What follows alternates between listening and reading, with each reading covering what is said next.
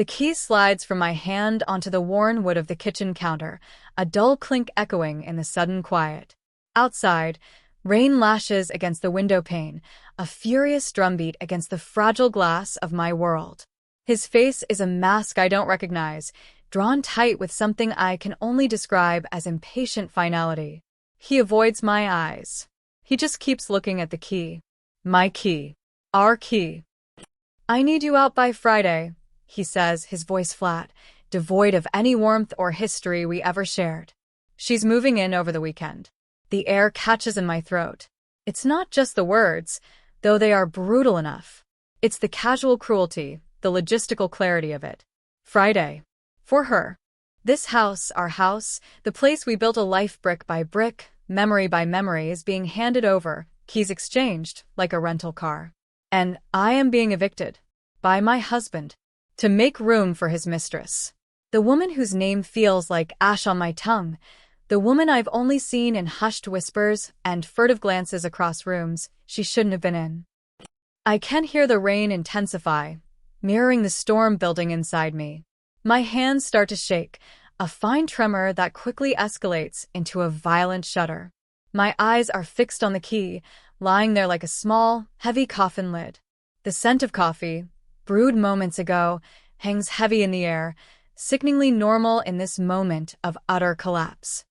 Let me know where you're watching from and what time it is. And if you haven't already, please subscribe. It helps me more than you know. Before the keys, the flat voice, the rain-lashed window, there was a rhythm to our lives. A quiet hum of routine and shared history. We had built something substantial, or so I believed. The house itself was more than just walls and a roof. It was a neighborhood, a street lined with old oaks, kids riding bikes, porch lights blinking on at dusk. It was potlucks and borrowed sugar, and the distant sound of lawnmowers on a Saturday morning. We had bought it together, poured our savings and sweat into making it a home. It felt solid, permanent. He worked hard, I worked hard. We had plans. Retirement funds, garden plots, maybe one day a small dog to wander the yard. Nothing dramatic, nothing exciting, just the steady, comforting march of a life built on shared foundations. I wasn't naive. I knew marriage wasn't a fairy tale. There were quiet disagreements, unspoken frustrations, the slow drift that happens when two people forget to turn towards each other in the everyday. But I thought we were okay. I thought the foundation was strong enough to weather the small storms. I was wrong. So deeply, profoundly wrong. The first crack wasn't a dramatic thunderclap. It was subtle, like a hairline fracture spreading unnoticed beneath the surface. He started working longer hours. Business trips became more frequent. His phone became a fortress, notifications silenced, screen angled away from me. When he was home, he was distant, preoccupied. His presence felt thinner, like a ghost already halfway out the door. I asked if everything was okay. He'd sigh, rub his temples, talk about stress at work. I believed him. Why wouldn't I? This was the man I had trusted with everything. My heart, my future, my home. Then came the night I saw the message. It wasn't like I was snooping. His phone was on the counter. The screen lit up with a notification that caught my eye, a heart emoji followed by counting the minutes from a name I didn't recognize. My blood ran cold. My hands started shaking, the same tremor that would seize me later, holding the key. I didn't confront him that night. Fear, pure and paralyzing, held me captive. Fear of the answer, fear of shattering the carefully constructed piece, fragile as it was. I spent weeks living in that fear, watching him, analyzing every glance, every word. The distance between us widened into a chasm. The air in the house grew thick with unspoken things, suffocating. I started noticing her name, popping up in oblique ways, a mutual colleague, a friend of a friend, her face on social media, smiling, vibrant, everything I suddenly felt I wasn't. The sick certainty grew, a cold dread settling deep in my gut. The day he finally said the words felt both inevitable and utterly shocking. It was a Tuesday. Sunny, ironically. The kind of day that felt profoundly wrong for a life to unravel. He came home early, looked pale. He asked me to sit down. My heart hammered against my ribs like a trapped bird. He didn't preface it with "we need to talk" or "this isn't easy." He just started talking about needing a change, needing to be happy, how he hadn't been happy in years. He said he'd met someone, that her name was Sarah. Like I didn't know. Then came the logistics. The house.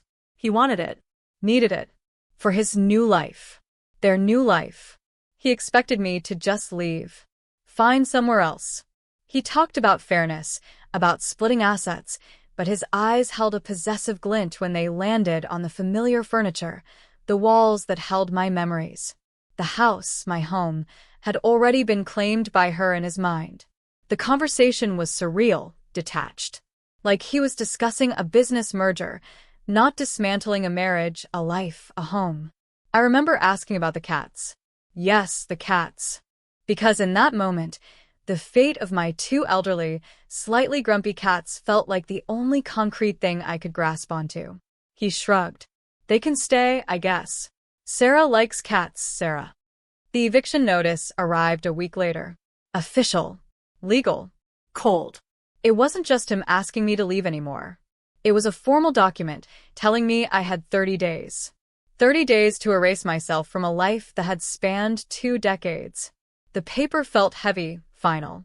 This wasn't just a painful separation, it was an aggressive takeover.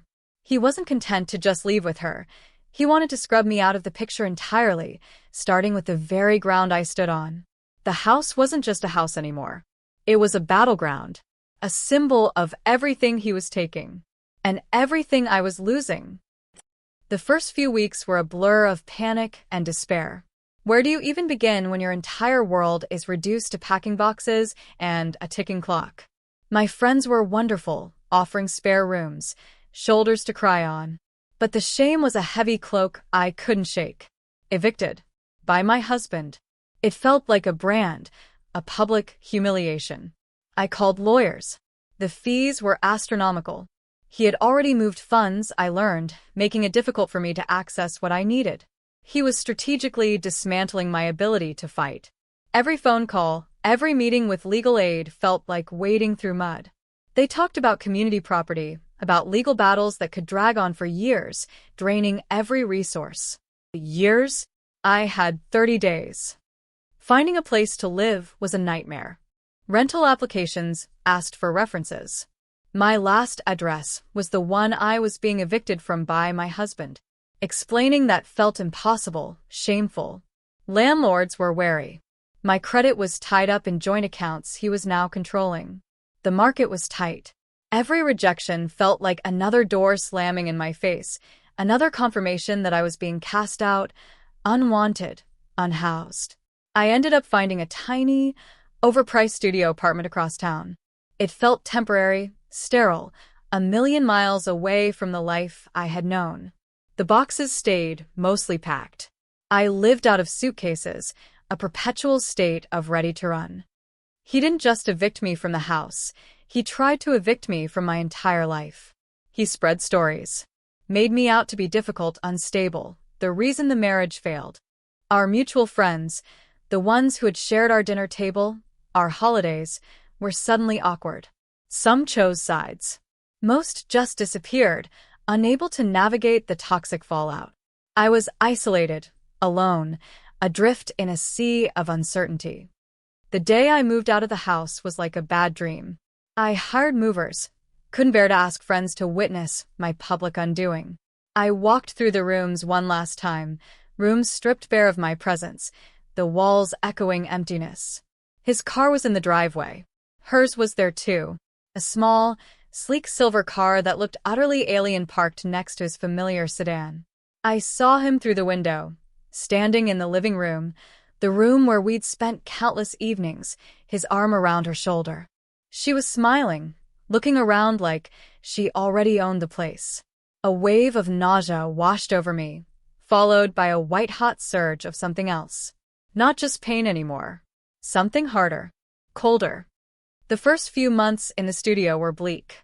I felt invisible, irrelevant. Every day was a struggle to just function. The small space felt stifling. The city outside my window felt indifferent.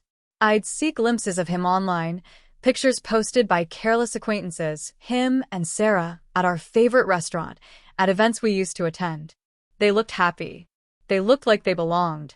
And I felt like a ghost, haunting the edges of a life that was no longer mine.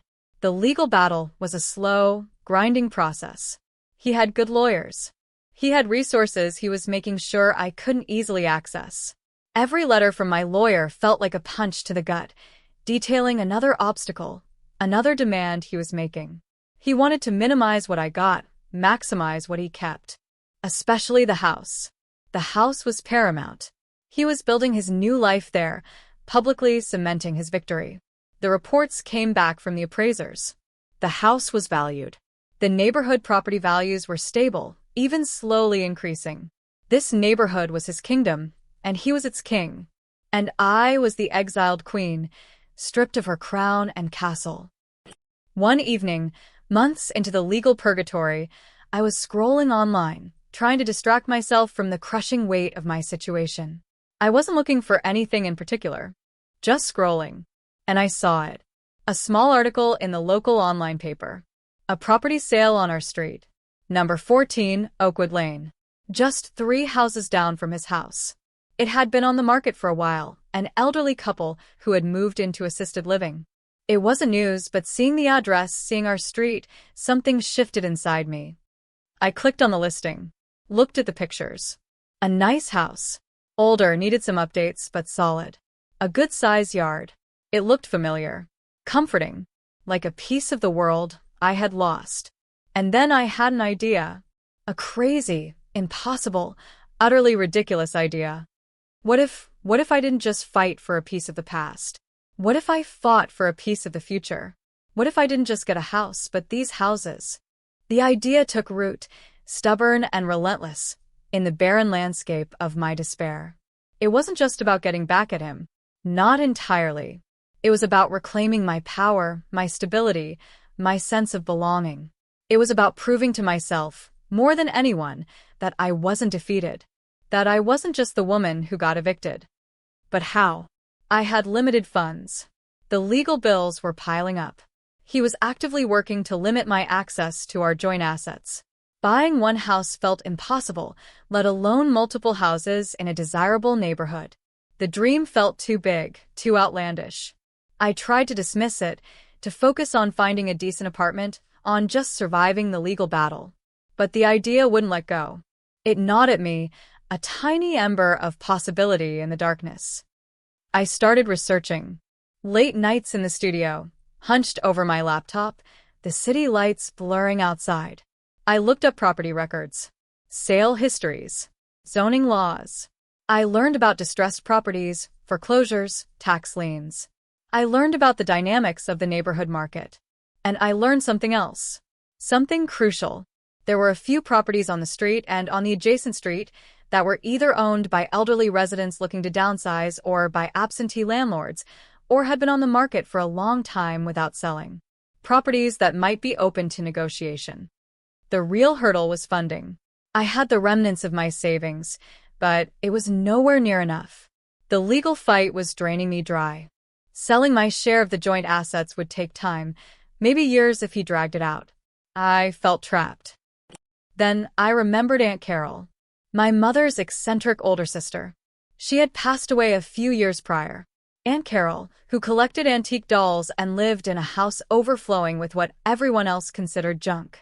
Aunt Carol, who had always been kind to me, sending me quirky birthday cards and smelling faintly of lavender and old paper. Her will had been complicated, her estate a mess. I had been told there wasn't much left after debts were paid, just a few sentimental items. I hadn't thought about it since. But now, in my desperate search for resources, I pulled up the information again. There had been a complex trust involved, something about a percentage tied to a long-forgotten investment Aunt Carol had made decades ago. It had been dismissed by the lawyers as likely worthless. But what if it wasn't? What if, against all odds, that obscure investment had paid off? It felt like a long shot, a desperate gamble. I contacted the lawyer who had handled Aunt Carol's estate.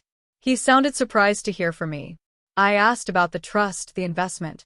He was hesitant. It's unlikely there's anything substantial there, he'd said. It was a very niche investment considered high risk even back then. We assumed it was a loss, I pressed him. Asked him to check again. To look into the specifics. To trace it. Days turned into a week. A week felt like a year. I was living on nervous energy, clinging to this thread of improbable hope. The eviction date loomed. The legal letters piled up. And he was living in my house with her. The thought was a constant physical ache. Then the call came. The lawyer's voice was different this time. Strained. A little breathless. "You're not going to believe this," he started. My heart stopped. That investment Aunt Carol made. It was in a small tech startup. Nobody thought it would amount to anything. But they were just acquired. For a staggering sum. My hand was shaking again, but this time it wasn't from fear or despair. It was disbelief.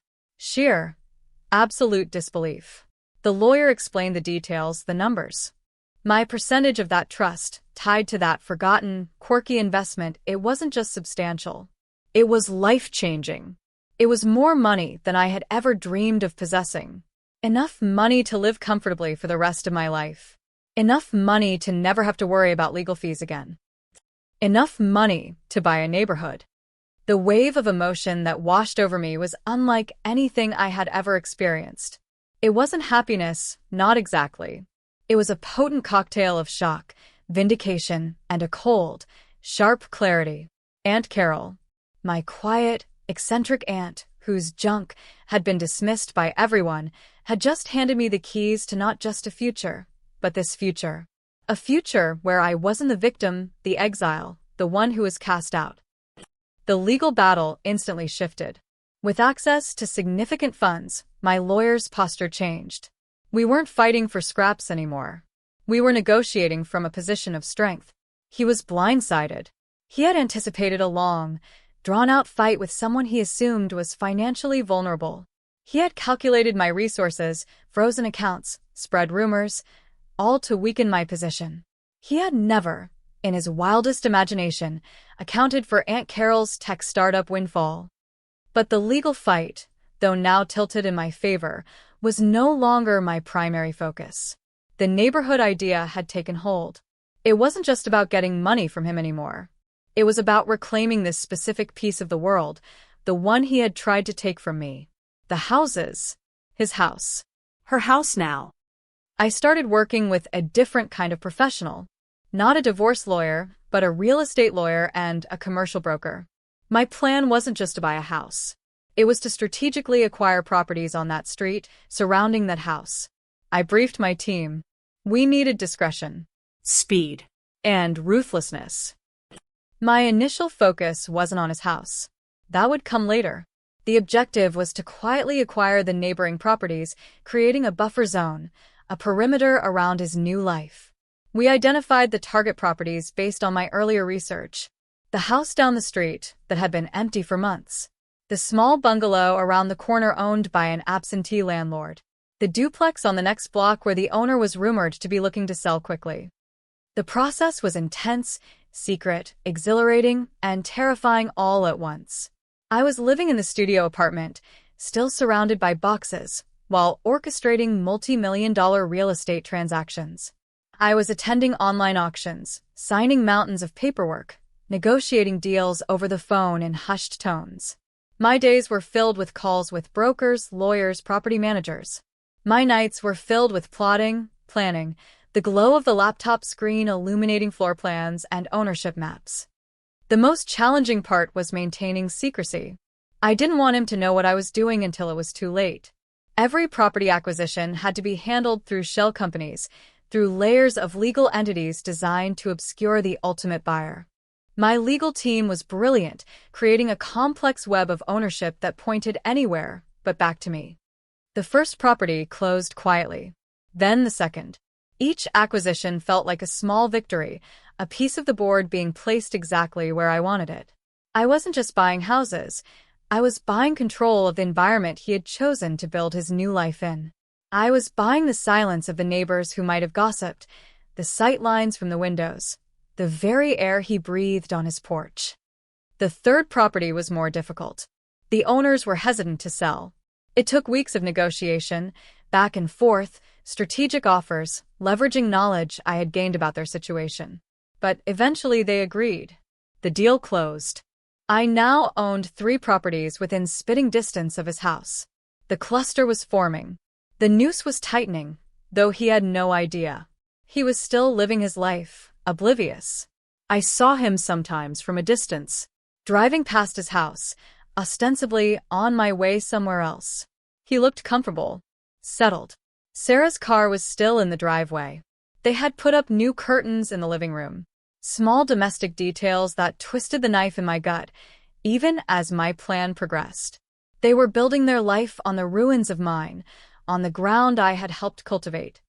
My plan wasn't just about buying properties. It was about what I would do with them. I wasn't just collecting real estate. I was preparing to reshape the neighborhood he had claimed. I started working with architects, urban planners. I had a vision for these properties, for this street, that would be both beautiful and profoundly disruptive to his carefully constructed world. As the acquisitions continued, the word count of my properties grew. 4, 5, 6. I wasn't just buying houses near his anymore. I was buying the houses around his. Properties on the adjacent street that shared property lines. A small commercial building on the corner. A vacant lot he had always talked about wanting to buy himself. Each purchase was a strategic move, cutting off his options surrounding him. He remained clueless. His lawyers were focused on the divorce settlement, still trying to minimize my share, arguing over valuations from before my windfall. They had no idea I was operating on a completely different playing field now. They saw me as the woman fighting for alimony and a fair share of the old assets. They didn't see me as the woman quietly acquiring the very street their client lived on. The process was painstaking. Background checks on sellers, title searches, environmental reports, inspections. It required absolute focus, a cold detachment I hadn't known I possessed. My emotions were compartmentalized. The pain, the betrayal, the anger, they were fuel, not hindrances. They powered the late nights, the difficult decisions, the relentless pursuit of the next property. There were setbacks. A seller who backed out at the last minute. A zoning issue that needed to be navigated. A potential leak of information that had to be swiftly contained. Each obstacle tested my resolve, pushing me to the brink. But the memory of his face that day, the casual cruelty in his voice, the sight of her in my living room, it kept me going. I started focusing on properties even closer to his. The house directly next door went up for sale. An elderly gentleman who had lived there for 50 years. I approached him carefully, respectfully. Told him about my plans for the neighborhood, vague but promising. Offered him a generous price, well above market value. He agreed. That acquisition felt significant. I now owned the property line he shared with my former home. I owned the view from his kitchen window. 7 properties. 8, 9. I wasn't buying just houses. I was buying the streetscape, the curb appeal, the noise levels, the future development possibilities. I was buying the literal ground beneath and around his feet. The tension built with each closing. I knew the moment was coming. The moment when he would find out. When the complex web of shell companies and legal maneuvers would unravel and the truth would land on him like a ton of bricks. I fantasized about it, about the look on his face. But the reality, I suspected, would be far more satisfying than any fantasy. The final piece of the puzzle was a commercial property on the main road that backed onto the properties I had acquired. It was a derelict old building, an eyesore, but it held strategic importance. Owning it gave me control over the entrance to that block, over potential future development. It was the keystone. Getting it was difficult, involving complicated negotiations with multiple stakeholders. It took months. But eventually, the deal was struck. The papers were signed. I own the block. Not every single house, no. That would have been impossible and unnecessary. But I own the majority of the key properties on the street he lived on, and the adjacent street that formed the core of our old neighborhood. I owned the houses bordering his. I owned strategic access points. I owned enough property to influence zoning, dictate development, and fundamentally change the character of the area. The neighborhood he had claimed as his kingdom? I now held the title deeds to its most crucial territories. The divorce proceedings were still lumbering along. We were scheduled for a final settlement hearing. His lawyers were pushing for a quick resolution, likely sensing that I was no longer the financially constrained party they had initially dealt with, though they still didn't know the extent of my resources or my real estate activities. My lawyer, however, was playing a longer game. He knew my plan. He was coordinating the timing. The reveal wasn't planned for a dramatic confrontation in person. It was far more clinical, more strategic. It was designed to hit him where it hurt the most, his perceived control, his status, his future plans built on the foundation of our old life. On the morning of the settlement hearing, just hours before we were due in court, my legal team executed the final step.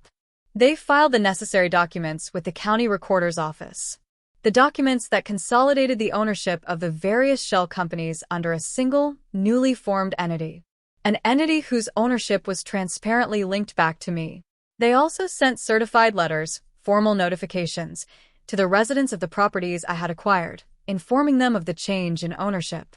And, crucially, they sent a similar letter, along with a thick stack of supporting documentation, to his lawyer's office. My lawyer called me moments after everything was filed.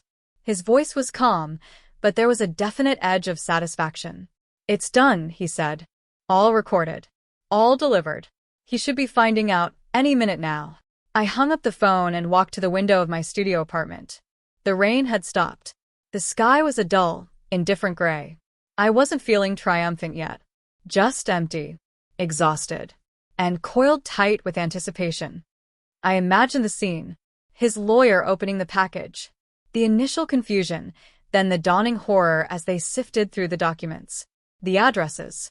The names of the properties. The sheer scale of it. Then the call to him. I didn't see his reaction. I didn't need to. My lawyer called me later that day.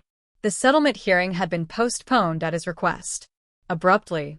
My lawyer didn't have all the details, but he had spoken to his counterpart. He said his voice had been shaking. He had mentioned something about a complete unforeseen development. My lawyer smiled, a small, grim smile, through the phone line. "He knows," he said. "He knows everything." The stories trickled back to me over the next few days. From sources I hadn't even realized I still had. He had apparently gone ballistic in his lawyer's office. Screaming, denying, demanding to know how I could possibly have done it. His carefully constructed world, the one built on dismissing me, controlling assets, and taking our home for his new life, had just been bulldozed. The neighborhood he had taken from me? I had just taken ownership of the majority of it. I heard he went back to the house. Back to my old house. And that's where it happened. The collapse. He was pacing in the living room, the new curtains hanging at the windows, Sarah watching, confused and scared. He was shouting into the phone, likely at his lawyer, trying to grasp the reality of it. He looked out the window. Saw my car parked across the street. Not even subtly, I was past caring about subtlety now, in the driveway of the house I now own next door. He saw the sold signs on the houses I had bought, the ones he had driven past every day, never imagining who the buyer was. The sheer scale of it, the audacity, the fact that the woman he had evicted and tried to erase had not only survived but had strategically acquired the very ground beneath his feet, it was too much. His face reportedly went ashen. He gasped. And then he crumpled. Not a dramatic fall, just a slow, boneless slide down the wall, ending in a heap on the floor, his phone clattering beside him. A complete physical and emotional collapse. The king in his claimed kingdom, defeated by the exile who bought the map. The divorce settlement followed swiftly after that. His fight was gone. His leverage had vanished. My terms were accepted with minimal resistance. I got a settlement that was more than fair, recognition of my contributions, my years, my right to rebuild. But honestly, the money felt secondary by then. The true victory wasn't financial. It was existential. I had taken back my power. I didn't move back into my old house. The thought crossed my mind for a fleeting moment, a nostalgic pang. But it was tainted. It wasn't mine anymore, not in the way that mattered. It held too many ghosts, too much pain. Besides, I had bigger plans for the neighborhood. With the settlement secured and the property acquisitions complete, I revealed my vision. I wasn't going to be a quiet, absentee landlord. I wasn't going to leave the property stagnant. I started renovations. Not just simple updates. Large-scale, transformative renovations. The derelict commercial building became the site of a vibrant community center and co-working space. The empty houses were gutted and rebuilt, turned into modern, energy-efficient homes. I focused on creating green spaces, improving infrastructure, bringing in local businesses. I wasn't just a property owner. I became the driving force behind the neighborhood's revitalization.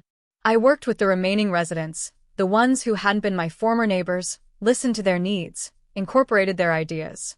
I created something new, something better, out of the ashes of what he had tried to destroy. His house. It's still there. He's still there, I think. I don't see him. I don't look for him. But he lives smack dab in the middle of the neighborhood I now effectively own and control. Every morning, he wakes up and steps out onto the street I revitalized. Every evening, he looks out his windows and sees the community I built. His neighbors are now tenants in my properties, people I have relationships with. The street he walks on, the street he drives down, it's all under my influence. Sarah? I heard she left eventually. The dream of the perfect new life in the perfect new house, likely soured by the reality of living surrounded by the tangible evidence of his ex-wife's dominance. Living in a house that felt less like a home and more like an island in a sea that belonged to someone else. The house, the old house, the one he evicted me from, it's a constant, silent monument to his miscalculation. He didn't just lose the divorce settlement. He lost the narrative. He lost his perceived victory. He lost control of his environment. He traded a stable, shared life for a hollow win that crumbled the moment I decided to stop being the victim and start building an empire right outside his front door. I still live across town, in a different, better apartment while the renovations are underway. But I visit the neighborhood often. I walk the streets, see the changes, talk to the people. It feels good. It feels like mine. Not in a possessive, bitter way, but in a way that signifies reclaiming. Reclaiming space, reclaiming identity, reclaiming the future. Did I do it out of revenge? At first, maybe. That cold, sharp clarity in the studio apartment was certainly fueled by anger and betrayal. But it became more than that. It became about proving my own resilience, my own capability. It became about turning a devastating loss into an unprecedented opportunity. It became about building something positive and lasting, something that wasn't defined by him or what he took. The irony is a quiet, constant companion. He took my home, so I bought his neighborhood. He wanted to erase me. Instead, I became the architect of his immediate reality. He thought he was winning by casting me out. He had no idea that by doing so, he was setting me free to build something far larger, far stronger, right on his doorstep. Sometimes, when I'm there overseeing the construction, talking to the new residents, watching the life bloom again on that street, I pause. And I look at the old house. My old house. It stands there, a familiar shape, a container of old memories, good and bad. It looks smaller now, less significant. Just one house on a street of many. A street that tells a new story. A story not about being evicted, but about coming back. About building, about reclaiming, about winning bigger than anyone, especially him, could have ever imagined. If this story hit close to home, I'd love to hear your version. Drop a comment with where you're listening from and what time it is. Thanks for being here. Subscribing helps bring more of these to life.